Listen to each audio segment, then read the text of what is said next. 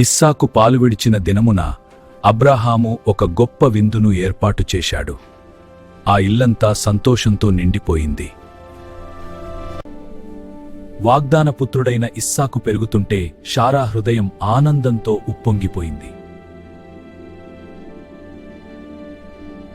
అయితే హాగరు కుమారుడైన ఇష్మాయేలు ఇస్సాకును చూసి పరిహసించడం శారా కంటపడింది.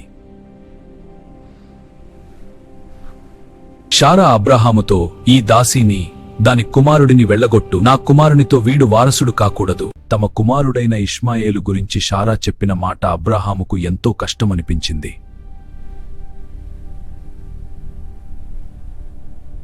అప్పుడు దేవుడు అబ్రాహాముతో చెప్పాడు, బాధపడకు శారా మాట విను, ఇస్సాకు వలనైనదే నీ సంతాననబడుతుంది.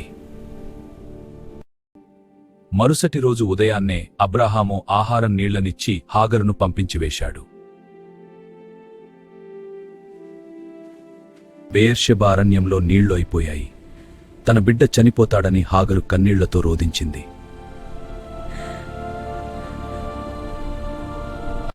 దేవుడు ఆ చిన్నవాని మొరను విన్నాడు. దేవదూత ప్రత్యక్షమై హాగరు కళ్ళు తెరవగా ఒక నీటి ఊట కనిపించింది.